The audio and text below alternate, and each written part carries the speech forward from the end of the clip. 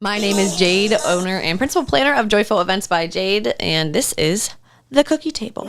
This is a podcast all about love, marriage, relationships, and the wedding industry, wedding news. Perfect for anyone that is getting married, is married, a wedding vendor, or someone that just loves weddings. Grab your favorite cookie from The Cookie Table, pour yourself a glass of Chardonnay, and let's get into it. JT Penderville, thank you so much for joining The Cookie Table. Thanks for having me. Oh my gosh, Penderville Wedding Films.com. You're a videographer here in Pittsburgh, and you are fantastic. Oh, thanks. You're very good at what you do. I'm okay. I think you're great. Thank you. You are a chocolate chip cookie fan. I am, yeah. Pretty basic, but you can't go wrong, you know. You can. I'm the same way. That's my favorite. Dawn was the same mentality, right? Yeah. Yes, Dawn Derbyshire. She was also a chocolate chip cookie fan. So I am taking a tally. You are allowed to repeat cookies. That's fine. Okay. So We're legal. Okay, this is a legal move. Good. So between the three of us, we're at 3 chocolate chip cookies. So it's a good choice. Thank you, Grandview Bakery, for the cookies as always. So JT, tell me about your start, how you started in videography, and tell me kind of about you quitting that safe, quote unquote, career to do this. Okay. Wow. Okay. So I went to school for videography, digital media production, many years ago. I'm very old. And so after that, I kind of fell into this path of, I had an internship at Carnegie Mellon University. Wonderful. That turned into a part-time job for the summer. That turned into a full-time job. And I stuck with that for a long time. Yeah. For like 10 years, 11 years. And I was a video systems technician for a department there, which was basically fancy for, we recorded classes for distance education. Okay. So not very creative, kind of rolling in, very technical. If a camera goes down, you had to fix it, and the system's there. Okay. Super basic. Yeah. And I was kind of complacent there for a while. I do a couple things on the side, like music videos here and there, but like I was just like, oh, cool, I have a job for all of my 20s, and didn't really push myself. But then I randomly applied for a big boy job at CMU. And I got it. I was the AV distance communication manager for the electrical and computer engineering department. It's fantastic. So I helped them build like this crazy system of capturing automatically, capturing all of their coursework and sending it off for distance education again. So, but I had like a little bit more freedom to kind of manage all that. Right. And I never really felt like that was my calling, but I was doing it and the money was decent. So I kind of like, whatever was going with it. But on the side, I would be like, a couple of my friends who were shooting weddings were like, hey, can you help assist me at a wedding? I was like, yeah, sure. So I do it for years, probably all through like the 2012 and up, 2010s and up, I guess. And kind of started to really like that. But and as I was getting better at it, second shooting for people, I was like, oh man, like, why don't we do this? Why don't we do that? And they'd be like, no, that's not my style. I don't want to do that. Of course, yeah. And I was like, oh, okay, whatever. And thinking like, well, maybe I can just shoot a couple of my own. So I did that like 2016. I shot a wedding for a friend, but I had like full creative control. And I was like, oh man, this is it. So basically, as I was building up my little side business, a video production, wedding stuff, I was also, that's right about the time when I got the job, the new job at CMU. Okay. And I was like, I don't need to do weddings anymore. I'm just going to ramp it down.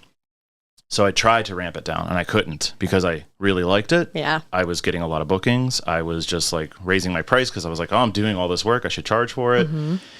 And then at one point I started to make more money doing weddings. And I had more personal reward from 100%. Doing it. And then kind of similar to a situation with you, I got into an argument. It wasn't so much an argument, but one of my bosses there at CMU treated me like a child at one point for something that I had absolutely no control over, but he had to assert dominance and in front of students. Ew. So I was like, I like kind of like left that situation. I was like, man, what if I just like quit? What if I just quit and like just did my own thing? Yeah. So like, 9 months later I quit, but it took a while because I was like, because I wanted to make sure I was actually fully set up. I didn't just, making all of the right adult decisions. And also, not to age myself, but I started a little bit later in this path. I was in my mid 30s when I did this. And, so I think a lot of people are starting in like their 20s maybe. So, but I mean, never an age limit. I wanted to make sure that I was like on the right track. Absolutely. You know? Yeah, so. you started to get your experience, you got your education, and I mean, I was at CMU for 15 years. That's a long ass time. That's like, a good thing. A couple of jobs there, but I mean, like, long time. So it was a huge change, and I was like, okay, I gotta make sure. So, but I'm glad. I'm so glad. No regrets. Well, I only regret that I didn't do it sooner. So, but hey. Good answer. But we have been talking about that the last couple of weeks, just about my experience with a shitty boss, and it's such a shame that will ruin you. But clearly motivates. It motivated. It was what we both needed. It got us into this position. We work for ourselves now. We're so much happier. We're doing what we love. Like that is. It was all part of our story. Yes, it was all part of our story. So. When it comes to weddings in general, is it the day itself is the most rewarding for you? The relationship with the couples? What's your favorite part about being in weddings now? It's really hard to pinpoint a direct, like one single thing. Yeah. I do really enjoy getting to know people. I'm actually an introvert.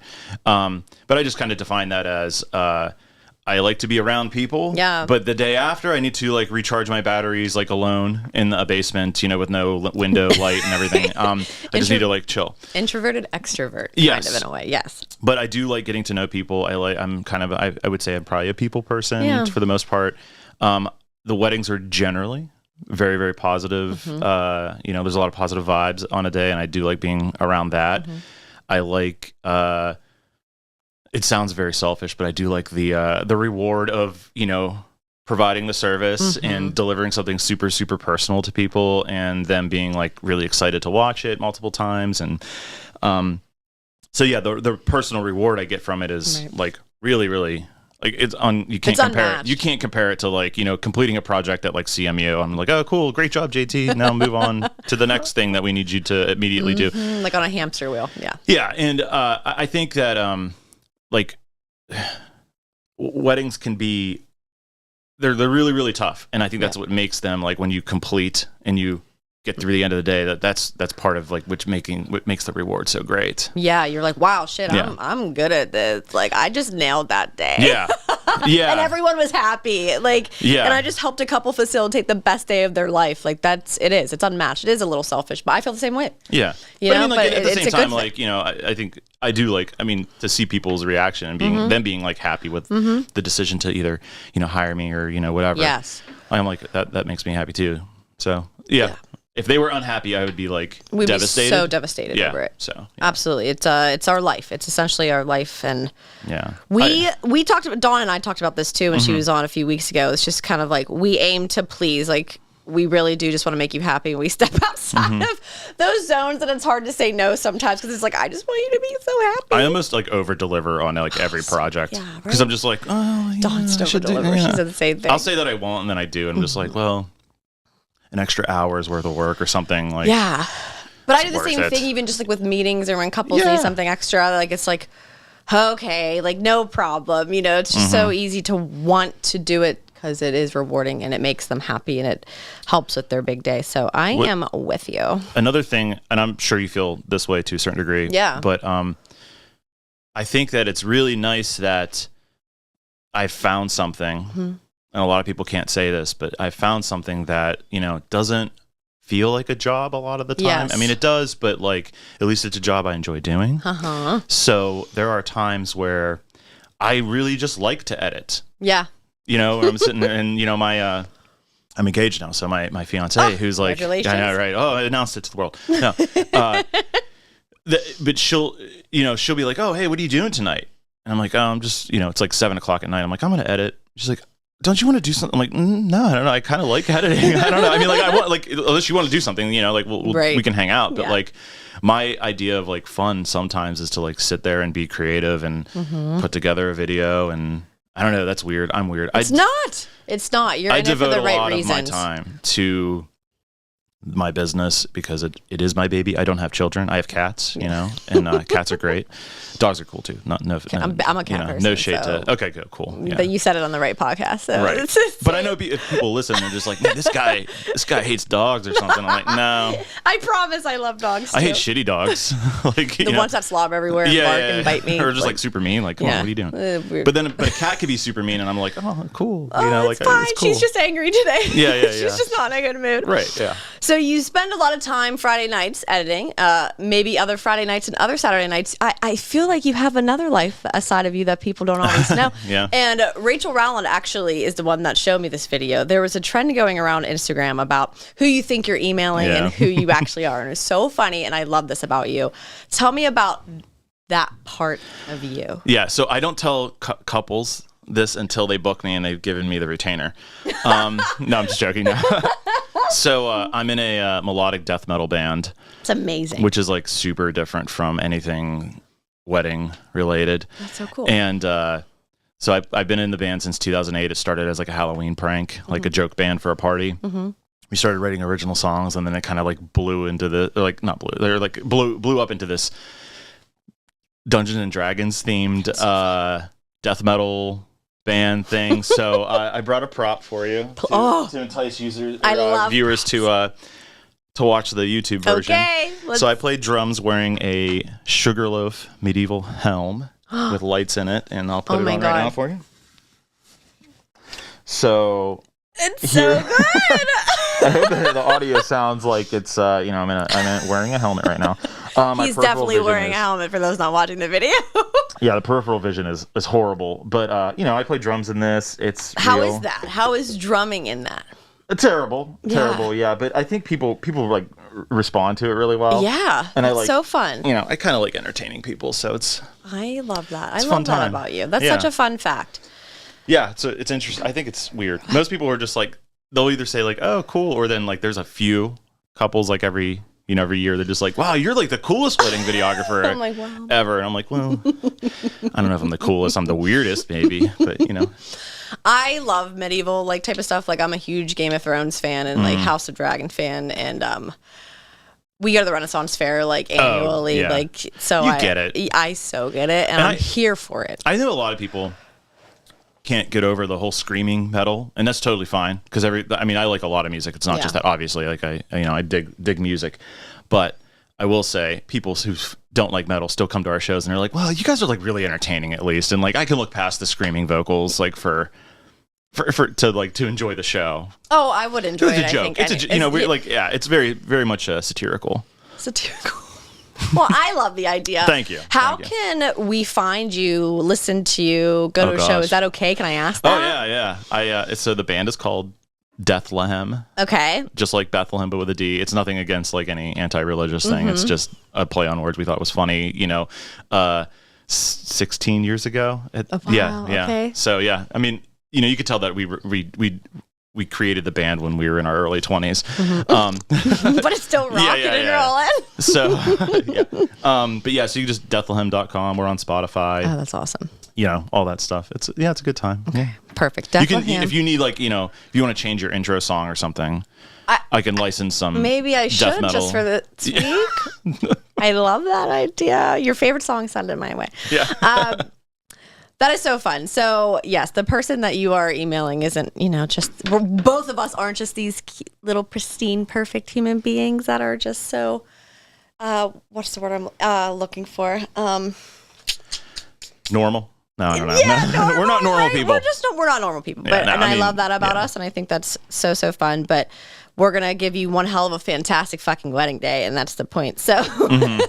Yeah, I mean, like, it just translates. I feel like... It all translates. I try to be relatively fun. Yes, we're fun people, and that makes it more fun, we hope, for other people. So, kind of getting back into weddings. Yes, please. You and I... Bye-bye for now. Getting back into weddings a little bit. You and I first met. We were both on the DJ Summit. We were asked to speak, which was really nice. So a lot of that was geared towards, obviously, specifically DJs. So we were talking about how to work with DJs. So not necessarily just DJs in this scenario, but talk to me about your approach when it comes to working with other vendors, wedding planners, photographers, XYZ. Just tell me about that, because we all deal with different personalities. So that's part of it. But I'd love to understand kind of your dynamic going into that.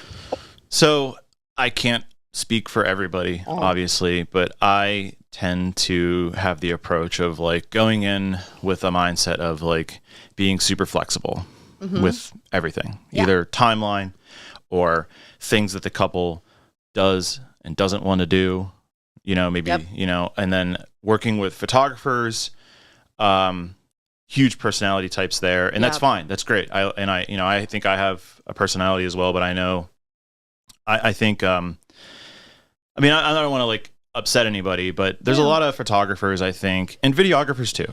So I'm not just blaming, but there's a lot of people I think need to like humble themselves a bit. 100%. And like the whole day is not about you. Yep. And going in with like this attitude where that is, I don't know if it's necessarily wrong, but it's not the one that I would go in with, where 100%. It's like the couple hired me, so I'm going to give them all of everything that I do. Okay. Great. But there's other people that are working there that day that also was hired by the couple, that grammatically correct. Right. That also need to do the same thing. Right. So part of me going into a wedding day and how I hope people would take maybe like a small percentage of this going in, but like, yes, you're there for the couple, but you're also there to work with the other people that the couple hired. So you need to make sure that not only are you giving your clients your all and what they want from you, but allowing the other people in the room to do the same thing. And I can't tell you how many weddings I've been to now that I've been doing weddings for quite a while, where it's like a struggle to do the things I want to do, or I should be able to do with, a photographer who thinks that they are the greatest person in the world, and I do understand that relatively that photography has been around in weddings a lot longer than videography has at this, so I know like we're kind of the new people on the block to a certain degree. So they're used to having photographers there and they're being the primary one. Like, oh, every wedding has a photographer, but not every wedding has a videographer. Right. So I get it. So, but you have to adapt, and people 100%. Should have to adapt to working with other people. Just like now content creation is like a big thing. Like at first you're like, no more people. But at the same time, it's like if clients want it, one of your strengths as a vendor should be to accommodate people to, the wants and needs of the clients. So like, don't be like, I guess, apprehensive about this, but if like new people are coming in, but I think like, and videographers can get a really bad rap. For being obtrusive or, like in the way of, the photographer specifically. Yeah, did I say mainly coming intrusive? From, sorry. Yeah. Coming from a photographer standpoint, mainly. I can't tell you, there's a lot of photographers that have come to me and it's like, JT, you've been fine to work with. You're great. But I've had other like videographers that just like always constantly in my way. Yeah. They're standing in front of me. They're like telling me I can't stand a certain place because they got a tripod in the middle of the aisle. Like, stop doing that. You know what I mean? Like that, I think comes with, like, I'm telling the videographers to stop putting a tripod in the middle of the aisle. Like that is, right. You have to, that comes from our perspective. Like my perspective is like, I want to work around the people that are also trying to do a job. And, obviously there are certain times of the day where maybe I need to have a tripod here for 10 seconds, or whatever, like, or like you can stand in front of it for a few seconds, but then move off to this. Like, I'm not saying don't be here or there, but there's like, give and take. So when you show up on a wedding day and it's a photographer you've never worked with before, for example, what is your initial approach there? Or is it just kind of that flexibility? Hey, can I put a tripod here? Is this going to get in your way? I would like to put it here. Like, how do you kind of communicate those things? Yeah, usually if it's a photographer I've never worked with, I'll reach out to them ahead of time and just be like, hey, my name's JT, working with you. I have a shoot. I tell people like I have a shooting style that will complement, because that's like that's what I like about, I guess, what I've developed is that I can shoot I mean, I don't like to, but I could shoot around people who are like, you know, have their head shoved up their ass. You know what I mean? Like, you know, I'm not, people who need to take to humble themselves. Right. But you know, I'll just go in there and I'll like, you know, hey, no problem. Oh my God, you're amazing. You know, all this stuff, you know, I'm like, and then at home, just like, man, like you don't have to be an asshole. No, you don't. And be good. Like you could be a great photographer and not be an asshole. Yeah. Super easy. Same goes with videographers too. But yeah, I mean, communication super important ahead of time. Yeah. And then, you know, if it's something that I forgot to mention, like, you know, during the pre-production talk, you know, the day of, I'll just be like, hey, for the ceremony, I'm going to go, you know, left and right, you know, over the shoulder. If you see the tripod there, like this one's going to be unmanned because, you know, I just kind of give them the scope of like what I'm doing. And then I say like, how does that affect anything? Oh, you're good with that? Okay, cool. And then I won't change anything. Perfect. But I always like check, you know, I know, right? You know, I mean, like, and if it's like something I have to adapt, if it's like something like, I don't aim for like for things that everyone needs to get, like a ceremony or like toasts or like you know, I don't aim like I'll aim for 100%. I'm sorry, 100%. Like getting the perfect shot. Yeah. But I'll accept 80% of a slightly worse angle if it accommodates a little bit better for the photographer. You know what I mean? That's it's super all about fair. Like being fair, and you know, I don't know, like. I wouldn't take like a fail shot to accommodate, but I mean like the lighting's like maybe just slightly worse this angle if I got to shift this way versus this. Okay, but it makes the photographer's life easier. Like I'm gonna do it, you know. So is it kind of fair to say that videography kind of works a little bit? Obviously, you're mainly alongside photographers. So are you following that photographer more? Is that kind of safe to say that? So yes, the photos are primary. Video, you obviously want to be as parallel as possible, but if you have to go a tiny bit secondary to what you get in addition to the photos, are we prioritizing photos over video? Is that rude to say that? Or is that fair to say? I don't know if it's rude. I don't take offense to things like that. I think there's like three like schools of thought. Yeah. There's the videographer who wants to have like complete control over everything, who needs to, you know, eat the humble pie, you know? And they'll say, photographer gets 20 minutes and then I get 20 minutes. And like, you don't find those too often, but they exist. People like that exist. And if that's what the client wants and they've communicated that ahead of time, there's nothing necessarily wrong with that. But like, you got to communicate that with everybody. You can't just show up on the wedding day and be like, oh, by the way, like you're cutting your time in half with them for this or whatever. Exactly. The second school of thought is that the videographer doesn't say anything the entire day almost. And they follow the photographer around like a lost puppy and just get all of the secondary angles and shots of like whatever the photographer's doing. Some photographers really like that because then they can have the control, and the videographer like just is like a fly on the wall. And like I said, I don't think there's anything wrong with that. Right. I like the middle approach, which is kind of like, okay, I won't take the couple to do anything just with us, like just without the photographer. I always include the photographer on things, but I like to also have a few ideas, you know, like, oh, hey, let's do this. Like, let's do that. Like, let's frame, like, I don't do poses. I do like, I call them prompts, which is more of like motion. Like, hey, you know, I'm going to take the gimbal and walk backwards and you're going to walk towards her and, you know, wrap your arms around her. And, you know, if it looks funny, that's okay. You can laugh and it'll be cool. I think, having a photographer also be like, oh yeah, no, that's great. Like you have ideas too. And like, they don't have to be like, on the whole time with their brain, you know, like, and I'll tell people that like, hey, just so you know, I'm not the videographer that's just gonna hang next to you the entire day. Like I would love to like direct. That's like a shit word to use because I don't want to like fake anything in the day, but you know, there's like I'll tell people like, hey, there's probably going to be like 10 or so shots throughout the day that we need to make like the YouTube thumbnail out of, and they have to be like a little bit directed. Yes, that's but like fair. For the most part, like I'm gonna get like the candid moments and stuff too. But I like the little mix. I always include the photographer in my ideas. I always check with them, and you know if they're taking a picture, I'll be like kind of leaning over and be like, hey, before you move them out of this pose, I have an idea. Let me take it. You know, and I always think of like efficiency. Right. What can I do to get the best product? The best videos for the couple while not taking away from photo or anything like a planner is set to do, like with timeline, you know, like very self-aware of that. And like, But did I answer your question? I think I did. think you did. You Okay. answered it so well. So from my point of view as a wedding planner, what I usually do is when I'm working with a timeline with the couple, I loop in the photographer kind of on the earlier end. And I'll use this as the example of my wedding day management couples, my day of couples. So we start 3 months out with the timeline.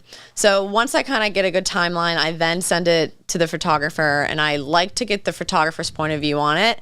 And then I loop in videographers and then everybody else. So from a timeline point of view, I want both of your eyes on it still. And if the videographer would come back to me and say, you know what, that kind of isn't going to work. But it's crazy because that's never happened. Like in 6 years, I've probably had, but also I think I do some pretty damn good timelines. I've had like You likely do. You seem like you know what you're doing. Not that we've worked directly together, which is crazy, but I know it's so side crazy. note, yeah. But they're nice and fluid. There's a lot of good time in it, so it's not like some psychotic minute by minute thing. Like it's almost like you have realistic expectations that you've set with your couple and vendors, which I is like great. to put that out there. Yeah. Exactly. Thank you for saying Great that. job. Yes. Yeah. Thank you. So so it's like really fluid, a lot of time. So at that point, it's enough time for a photographer and a videographer to have okay, we're gonna do this for video now to get some motion or whatever the case is. But for the most part, I've never had a videographer literally ever. This is my 6th wedding season. Say none of that works for me, or we have to change this. So by the time I think I filter through the photographer, which even that isn't really any big changes at this point. Yeah. But video seems to be happy, which I think is good. So from your point of view and working for a wedding planner, working with a wedding planner, what do you like to see? What is good for you or helps you? So again, I will only speak for myself, but I think I have a pretty good idea like of what other videographers are doing too. I do not mind. I usually tell people to make it simple. I try to be like the easiest vendor to work with. Yeah. So I'm big in communication. So I know some people won't you might not hear from a videographer until like the week of, which is, I guess, somewhat normal. I try to, because I'm like a little bit more hands-on with like getting to know the couple to like get their personalities and like, get a vibe check. Right. I like will talk to them a little bit more ahead of time, but I will tell them like, hey, if you have a planner, just send me whatever timeline they have. Well in advance. It'll usually be okay if the photographer was involved because I'll just follow their timeline. And the only things that I would change that I have changed is like, I'll just say, hey, what time does your photographer start? I'm going to start at the same time just to make it efficiency. So we're not shooting off, this offset schedule or anything. But say like, the photographer's getting there at noon. I will say, I will probably get there at 11 only because I have way more equipment. And I like to set up like some lighting. I like to get some of the cameras out and put them on trial. It depends on like the location and like logistics, like what makes the most sense. But I do generally come a little bit earlier anyway, like unofficially. Okay. That way I'm ready to film at noon or whatever, the photographer. Perfect. So, and I'll tell them that, but I'm just like, just so you know, like, this doesn't affect anything that you're doing, And then, but I do like it when someone does hire a planner, which is like fantastic. Please always hire a planner. Thank you. Yeah. We're hiring a planner. Oh, good. I like to see a timeline, maybe like a few weeks before. I'm not like crazy. I need it like a whole month or 2 months before. Yeah. And almost every time it's just totally fine. I might just be like, oh, That's hey, good. like you're doing your family formal pictures here. I might just have my assistant shoot that, and I'm going to set up like the lighting perfectly during. So I say, I might miss a little bit of this. Are you okay with that? And just, set realistic expectations about like how long it takes me to set up some equipment and everything. Because videographers, not everyone has a lot of gear. I have a lot of gear because I am extra AF. That's why it's all great, though. Yeah. I'll like post, I have a Discord channel that I started with a bunch of like local wedding videographers, and we'll like post pictures of our gear and stuff. And I'm like, oh, packing up today, like at the end of the wedding. And they're just like, why do you have so much stuff? And I'm like, well, this is this case, this is this has this. This is like, I bring like 5 cameras and all that. Yeah. I mean, like, it's crazy. That speaks to the value, though, what you're serving. I mean, yeah. And, but anyway, they, I don't. A planner to me is like having that timeline ahead of time is great, and I usually kind of make a videographer timeline out of that. Fair. and just kind of not dumb it down, but take all the little stuff out like that I don't need need to know when the florists are getting there. Yeah. I don't need to know when like guests are going to go. Like I can like, kind of assume a couple things. So like I get it down to like maybe a half a page. Perfect. And at that point, perfect for you. Yeah. And just my shooting style is like ultimate flexibility is like I want to be like, this is great. I'll have the timing and all this stuff. But if something changes, we're rolling. We're good. We can adapt. So when one of my best friends got married in New York City, so it's a completely different market, and I thought, this is strange. We were all in the getting ready room, and you touched upon this about kind of when to start in relation to a photographer. We're all in the getting ready room, and she had one of the best weddings I've ever seen in my life. So they know, I guess, what the hell they're doing in New York. But the only thing in that whole damn perfect day, Lauren, perfect day, was I thought it was strange. The photographer took the dress out, hung it up, did their thing with it, brought it back. Videographer started maybe 30 minutes to an hour later, did the same damn thing. And the two of them were working on this weird little back and forth until finally the major events happened and then everything. You get caught up. Yeah, but I was just like, why did they start separately like that? It just seemed counterproductive for both parties in a way.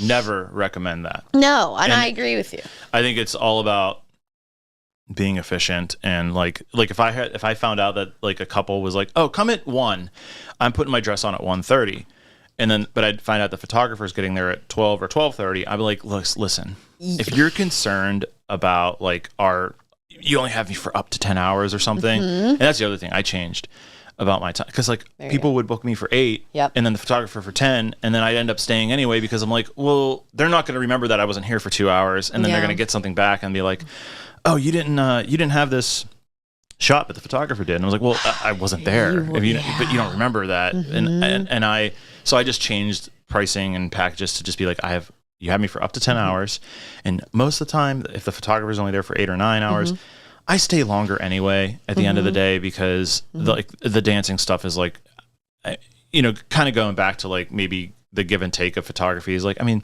some things look really good for photo, and I will let them have like, not that I'm sorry, that sounds like I have control, but they are totally in the right to request to be like the primary like person running point on this one section of the day, because it's a very important photo. Sure. Okay. Dancing is like, looks really good on video, I think. Yep. And like it can look good on photo too, but like I don't know. It is better for video. Yeah, for I think sure. it's just shows more motion and stuff. So I'll stay longer anyway. Like, and then I'll tell like I don't say full day coverage anymore, because sorry, I'm going into like the packaging now. This is all good though. But yeah, let's hear it. But it's just like, I mean, like if you're a videographer and you're listening to this, like really consider doing these. Don't say full day coverage, because people literally they'll have you there for 16 hours or whatever. Like I've done that. And I'm like, oh, I got to be there at 9 a.m, and like no one is even like the bride's not even putting her makeup on until it's pointless. For 3 hours. I'm like, okay, why am I here? Yeah. So I say up to 10, but like I'm not. Build yourself a package pricing where if like you have to stay for an extra half an hour, like 10 and a half hours or 11, you're not mad that you're not mad about it. Like don't nickel and dime people. Just do it. That's how I am. Just do it. And then you look like a hero. Yes. Oh, he's staying on. Like, oh, he's so nice yeah. And then you're just like, oh, whatever. I don't need that extra $50 or $100, whatever. I don't know. I understand why people do the hourly, because you have to constrain to a certain degree, but I think videographers, especially because they are kind of, I mean, being realistic, they are like kind of the second, most of the time, this like after you get booked after the photographer. Yeah. So you're kind of secondary. Yep. There have been times that I've been booked first, and I could like, recommend a photographer, which is great. I love that. But it's not, everyone's doing that. I understand. But I think as a videographer, your approach should be flexibility and accommodation. And then also, but not like, selling yourself short to, not get what you need or want. And, That's fantastic. That's fantastic advice to videographers. When it comes to, so you kind of made the point of you're usually secondary in terms of booking from a photographer. So I think the stat is videographers are one of the last or one of the ones that people get rid of the most in terms of vendors. Oh, I don't need video, but they're the most regretted after the wedding day, because they're like, oh, fuck, I have no video. I wish I had video. So let's talk about the value of videography and why couples should hire a videographer. If you're listening to this and you don't have a videographer yet, why? Okay, so I am trying not to sound, I mean, I'm super biased, obviously. And so anything that I say is obviously taken from with a grain of salt. But I think like to hear someone's voice, you know, during, you know, your vows, or like the officiant saying something nice about your story, or, you know, your dad giving like the welcome speech or something, isn't captured the same way on like someone's iPhone, or, you know, the photographer just taking a picture of it. Yep. All great things. And if you had no videographer and someone recorded it on their iPhone, you at least have that, and that's better than nothing. So I won't shit on that. But to have like good clean audio feed, and it's like condensed and edited in like a highlight video of the day that like, you know, evokes some emotion and kind of triggers memories. So like you have like an 8-minute video or you know, whatever it is. I'll do 7 to 8 minute videos is usually what people book with me, but you know, even like a 5-minute highlight. Yep. The point of a highlight video is to not encompass or like make you like, you know, to show every aspect of the entire day. Yep. It's to help trigger the memories in your brain of all of the things that happen. Like, my first dance is only in it for 20 seconds. Like, but you remember being in the moment, hopefully from like a first person perspective. That's even so good. So that like a nicely edited video will do that. You know, I hope. And so the value in that is whatever each couple determines that to be. And luckily, as far as budget wise, there's someone in everyone's budget. Yep. And I'm not like someone who talks shit on people who are charging, you know, $1,000 for a wedding video. Like everyone starts. You have to start somewhere. You start somewhere. I think the problem, and this is like a little side note, but I think the problem ends up being when you do that for a long time. And you've been in business for a while and you're still charging $1,000 or $2,000. It's like, okay, there's two things, maybe 3 things. Let's just start with 2 things. 2 things that could probably, number one, it's not sustainable. You can't work full time. No. If your goal is to be full time, you can't. I mean, if you want to be a legit business and have business insurance and licensing and you know, all of the overhead costs, like website, all that stuff, you can't do 50 weddings a year and make 50 grand, pay the tax. Like, it's just unsustainable. It's not sustainable. You burn out. You burn out. And at the same time, doing it to start and make a name for yourself and having some video, like, that's great. That's what I did. That's what everyone should do. I think actually they should do that, but they should also second shoot for people for quite a while. Yes. That's like great on the job training. That builds your value too. Yeah. And then the second thing about it is like, you don't take I'm not there are people who want to pay $6,000 for a video. Yeah. And there are people that are going to want to pay $2,000 for a video. And I'm completely fine with that. I think a lot of people are just like, oh, it devalued. Like, no. You can tell the difference usually. Right. In the quality. You get what you pay for the most part. Some people charge a little too less and you get a lot more for you know, value for what you paid, or they charge too much and you're just like, wow, that's all you got. Like, this is horrible. It's terrible. But those are small. I don't think that happens too often. Because it goes down to being like, oh, that's not sustainable. If you're doing a really good job, you need to like up your pricing. Right. So, but from my perspective, I charge quite a bit. I'm probably on the higher end of, I don't say luxury because I don't know if I really like that term. I know, that's how I am. I don't like I think it's like, I mean, there are luxury weddings, but to me, like a luxury wedding is like $1 million+ budget. God, you know what I mean? Like, I mean, there are really, really, really, really nice weddings, really nice weddings for $200,000. Yes, thank you. I don't know if it's luxury. I mean, I think the luxury term it's like a marketing thing. Yes. But anyway, but I charge quite a bit. But my clients, I want them to like value video really, really well. Yep. Or a lot, and I want them to, you know, consider me like while I'm there that I'm not going to be like a fly on the wall. Like, I want to be involved and like get cool shots and all this stuff.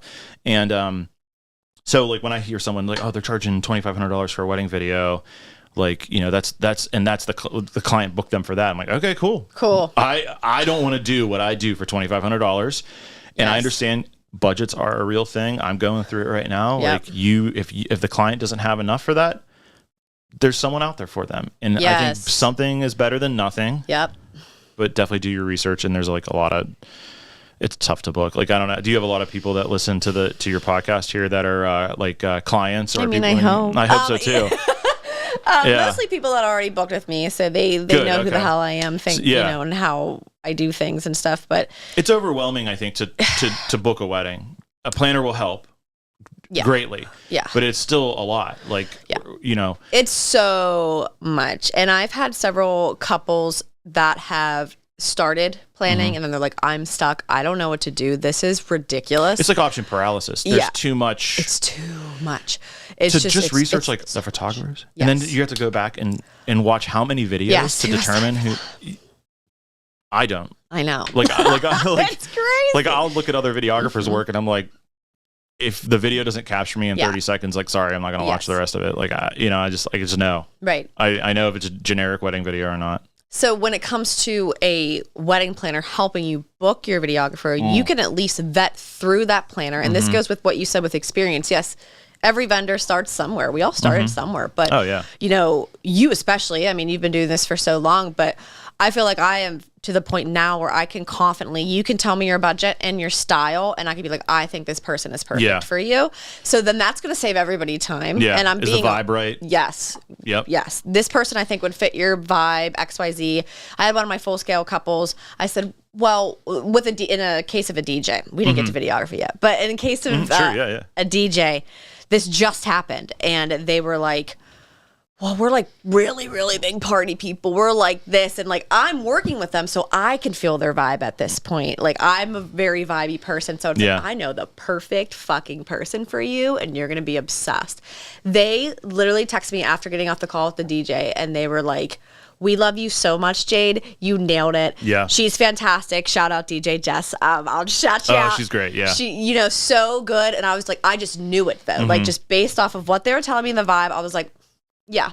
I was like, let's start with Jess. If she's not available, I have someone else too. But I think you'll love her. They were obsessed. They're literally obsessed. And I think that's amazing. So same thing with videography. It's like, if you have a vibe, your planner can help you vet that, saves everybody time. We're all good. And I'm going to match you with who makes sense for you. Right. Your style, what are you looking for? It's like, what type of video do you want? Like, and yes, I think that's fantastic that you were to the point where you're like, I want my couples to value videography. So that's why this is why I'm here. As you should. Like, if someone, like, I do still occasionally get like a call, like a cold call, which is, I don't know, it seems weird that they'll call and not like look at any videos. Because I think, and those are the people that, and not shitting on anybody, everyone is different, that they're just like, I need a videographer for my wedding, and someone gave me your number. Yes. I'm like, oh, did you look at anything yet? Oh, you didn't. Okay, well, how much your prices? And I said, well, they start at $6. Like, oh, that's a lot. I'm like, yeah, I mean, I have 4 cinema cameras. Yes. I had 5. That's a whole other story. I have 4 cinema cameras. I have a lot of experience. Like, I put a lot of time into that. Like, so, man, that's what I value this at. And if, that's, do you need someone cheaper? Okay, I'll give you a list. Sure. And I don't mind helping people. It takes me that's nice for you, 5 minutes to send like a few, recommendations. And I actually want to ask you a question. Please. Sure. It could, you can spin this how you want, or like, go into as much detail as you want. But from your perspective, what are like people, I guess, who don't get full planning with you, and maybe they have like a videographer already that you've never worked with, and now you have to work with them. What is that like? Like, how, from your perspective, is there things that you do like ahead of time to, like, I can't imagine, and correct me if I'm wrong, but like, you don't watch any of their videos, I assume, like that ahead of time. Do you check like their website at all? Like, do you try to like learn anything about them? Do you like I don't know. That's such a great question. And honestly, maybe I should do more. So I usually follow people on Instagram a lot. I do. So if I know it's coming up, I will essentially follow you at some point, or I'll check you out. I feel like I need to do that a lot more. Oh my God. Cause you kind of took me back to this, like, just add more to your plate. Yeah. No, but this is so good though. And like, sometimes I think from my point of view, cause I'm just again, flexible, vibey person. It's like, I'm not going to really know until I meet you and know if this is going to be a fun, like, friender relationship or not, or if I'm never going to talk to you again unless I run into you again type of scenario. So it's like, from, you know, DJs, videographers, people that I've never worked with before, even if you have a great portfolio, I'm not going to really know until I see you. Now, if your Instagram only has like 200 followers, I might kind of assume, okay, this seems like a newer account. Maybe this person just started, but I don't do a lot of research if it's someone that's already booked from a wedding day management client. I'm just like, what's the email? I'll email them. Oh, I've never worked with them before. Okay, that's interesting. And then the wedding days and their responses is kind of where I start to get the, this is interesting. Because at that point, in a wedding day management client scenario, they're already booked. So I can't do anything. I can't change how that person is, you know, at that point. So I guess what's the research fully matter? But true. If I send an email and they respond to me promptly or semi-promptly, you know, within 3 to 5 days, for God's sake. I'm saying 5 at this point. That's even long, but I prefer an email within 2 to 3, truthfully. Yeah. But if someone, I try to do 24 hours, because I get it. Yeah, I'm to the point where I'm begging for some people. Please communicate with me. Please, your God, just email me back within the week. Like it drives me fucking nuts. The follow-ups is the worst part of my job. Yeah, when I have a 50 people that I need to follow up with because no one's answering me or giving me what I need, then my whole job just stops and I can't do anything until I hear back. So it's like, if you email me back quickly and you are a nice person on the wedding day and you're doing what you got to do, perfect. Like me as a wedding planner on the wedding day, I don't want to have to really tell anyone to do much at all. Like we're all a team. I want us all to work together. It's almost like you plan a lot of that stuff so the day goes smoothly when you're not crazy how that I know, works. right? It's so weird. It's so weird concept. So weird. But no, that's a great question. I appreciate you bringing that up. But you know, in terms of booking videographers, though, I know we touched upon a few things. Like, what can my couples, they will be your couples if they book you, I would hope, but couples listening that maybe haven't booked either of us, what can you tell them to look for when booking a videographer that could maybe raise a little bit of a red flag, like, oh, I shouldn't book that person? Well, I always go to, you got to figure out your budget first, and then work back from that. If your budget is $5,000 or $2,000. Yep. And this is like the thing that sucks about it is like, even if you have a planner or you don't have a planner at this time, like anything that is worth spending the money on, you need to do a little bit of research. You can't just pick the first person that pops up. Yep. I mean, it's a very saturated market right now. Especially in Pittsburgh, we're in a good market. I just feel like Pittsburgh is saturated. It's a lot like now. Everything. Like in the last 4 years, I think there's just like people popping up like all over, and that's cool. Yeah. Competition is great. Yeah. But I think like a red flag for me is like how many videos do they actually have on their website? Okay. If they have like a reel of like a bunch of weddings in one, I would caution to book based on just that. Okay. Because I would ask for like if they're in your budget and that's all they have on their website or something, like I would definitely ask for like a full gallery, like because I'll say it's a gallery, it's a video gallery that I deliver. Okay. Ask for like whatever, like type email. Hey, whatever you delivered to your last client, can I see that? Or like something like everything. So if they send you a Google Drive link. Okay, clearly they don't have things set up to like deliver something that's like nice looking. It's just a Google Drive link with a YouTube or YouTube link. Okay, compare that to someone who's maybe a little bit higher budget and see how they're doing it. Okay. Like it takes a while to book to find like if video is important to you, it does take a while because you don't have to watch every video. That takes forever, but you have to probably watch one or two, per person that you're considering. Check Google reviews. Yes. Check, Facebook reviews are kind of wonky right now. I have like perfectly like 5 stars, but it still rates me at 4.8 for no reason. Because these bots went in and did a bunch of weird shit. It's not even that. It's literally, What? The way that they changed that something with the algorithm on that, it's super weird. So I just removed them. It was like, it literally makes me look, it like bothers me because I'm like, no, I've done 5 stars. Yeah, they're all like 5 they're good. stars. And if it's not, I make it right, you know? So Google and dig through the reviews. Go back deep. Yep. Read through them. See if the vibe check is similar. Yeah. You know, like are people saying the same thing of like the positive things? Because you can kind of tell. You know, ask around. A lot of my business is referrals, like from other couples, and it's huge, huge.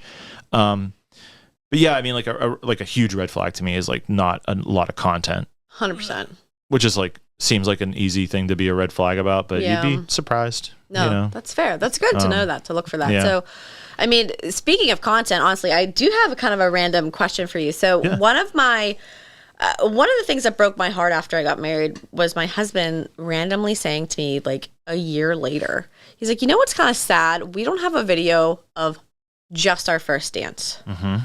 He was really sad about that. I felt sad about that. And I was like, well, I don't know, babe. Like, they don't send you just raw video. Like, that's not part of what they do. Like, I know that. He's like, but why? Why can't they just send you a video of just your dance? Like, why can't I have that? So can you explain why everything is in a package video, why you don't send raw video, just for other couples that might be thinking that way? Or do you sometimes deliver just what you do? Okay, so here's the thing. You say, I'll send this to you, but you can't post it anywhere. No, I don't really care. Okay, so I thought you didn't want them editing it. No, go ahead. I mean, explain this to me. Listen, okay, here's my thought. It takes so long to edit a video. Mm-hmm. So like the thought of someone re-editing something like with the raw footage, like go ahead, go for it. You know, go for it. See what you get. It's not gonna be. It's hopefully not better than the thing that I did. Now, like another videographer, I've shot weddings for other videographers. I might just be like, hey, don't re-edit this. Like, you know, even though I know you can, you know, but I mean, like usually they wouldn't even like, they don't want to do it. They don't want to, like, why would they want to create more work for themselves? Right. Anyway. Okay. So there's a couple things I want to bring up on this. Please help me stay on track. No, you're good. Okay. Cause I need to know. It's a burning question. So everyone is different. Yeah. Obviously I always have to like, you know, disclaimer, Mm-hmm. but being a good videographer, I think, is to listen to the wants and needs of your clients and talking about that ahead of time. And, you know, like in our discovery call or the initial call, I had never just book, like I need to talk to people. I have to, like, I need to get a vibe check. You know, I need to make sure that expectations are in line and everything. And, you know, I'll be honest with people too. Like, oh, you want like a more documentary, like 30-minute, 40-minute film of like uncut, you know, things that are happening.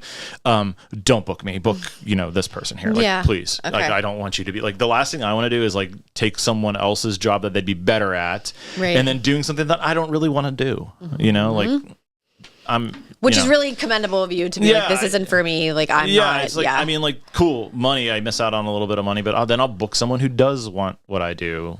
You know, that date. Anyway, but feedback from people is really important to listen to, and then to adjust like your packaging for that. So like, you know, initially I'd be like, no raw footage, and you get a 5-minute highlight and you get a teaser, and that's it. Like, that's all I want to do. Yeah.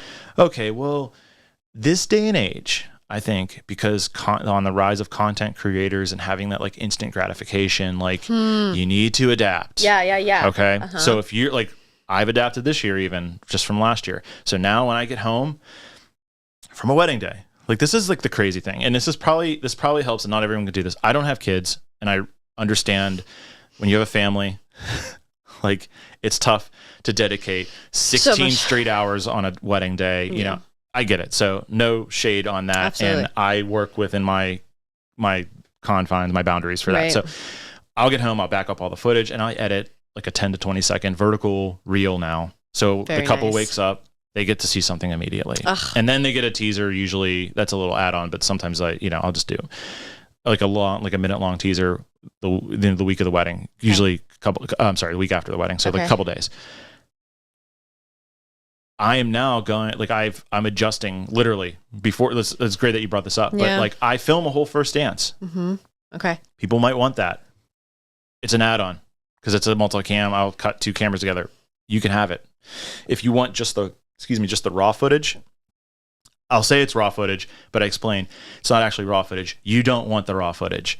It's 500 clips from 4 cameras Interesting. How are you going to watch that? You're going to watch, double click each one. And then first of all, it's not to get into technical. It's 10-bit video. It plays like shit on QuickTime. Like you have to have an editing software to play it back correctly. And it is in log format, which is, God, sorry. But see, this helps people understand why. Yeah, honestly. It's different than looking at a raw photo, which is probably also not a raw photo. Right. If someone says, I want the raw, it's like, you're not getting the raw because it looks like shit initially. It's shot in a way that gives you more control of color grading and editing later to make it look better. Yeah. So there's a whole purpose of that.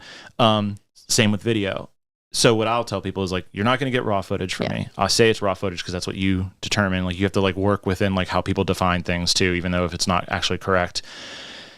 I will edit, here everything I shot on this camera this day. I put it on a timeline. I color grade it really quickly and I export it so it's one long video that is in a video codec that's playable on your computer. It might be slightly less. It's not a lower resolution, but the codec is different, so it's not 300 gigabytes. Okay. It's maybe 1 gigabyte. Okay. So it's compressed. Yep. But it's watchable, and you can sit there and watch it, and it's actually presentable. You don't have to click through 400 clips. You can just watch it for 2 hours if you wanted to. Leave it on in the background. And all the parts, I can see the waveforms. Anytime I'm breathing heavy into the camera mic because the camera's so close to me, I cut that out. I put in some generic music in the background. It takes me an hour to do all of it. Yep. Worth it to me, to have it. Right. And then people have it because people need to also understand that these are people's memories that you are gatekeeping. Yes. Yes. So don't be a gatekeeper. Yes. And, work with what you feel comfortable doing, but also making people happy. Yes. Part of that is on my husband for not saying anything until a fucking year later. Honest to God, honestly, he's funny and I love him more than anything. But he does that. He will have no opinion, but then it comes up at the worst time. Well, you might not think of it at the head of time too. I'm sure, but he always I'm being devil's advocate. He does. He always has something to say later, and I'm just man. It's but yes, that wasn't asked in any consultation call. That wasn't discussed or whatever. So that's a good point. And it is crazy. I got married 2 years ago. I would have had a completely different wedding if I would have got married this year. Things have changed so much just in 2 years. You got to adapt. 2 years. And it makes me wonder, maybe now they do offer these things or talk about these things more. And because I love my videographer, great people. But yes, it's a little disappointing that we don't have it. No one had it on their cell phone. So that really kind of helps understand that a little bit more. But if you're someone that you want just a video of your first dance, clearly JT will do it for you. I would say a pro tip if you're booking a videographer is think before you get on the call with that person, and hopefully have a call with the videographer that you might book. If they just want to book you through email, do a call. It's worth the 30 minutes. Yes, good. Okay, pro tip. Ask them or think about, they should ask you if they don't ask you, but think about, what do you want to see after the wedding is over? Good question. What do you want to relive? What do you want to look back on? What's the purpose of the video to you? That I think will help. And it's a simple question. You'd think that's what you would think of, but I ask that all the time. What add-ons do you want? Who are the add-ons? Okay. What do you want to see at the end? Do you want, I can give you a highlight video and it'll include lots of the toast, but it won't include the full toast. Do you want that? So that's automatic now. Yeah. Everyone wants that. It's automatically built into my package. Yes, there you go. So my base package includes a lot of stuff already because it's everything that most people want, And, I want to see, I'd love to see the first dance. Yeah. Okay, well now you know that ahead of time, and if the videographer wants to throw it in as a hey, book me freebie, or if they'll charge you a couple $100 to edit something or whatever it is. Yep.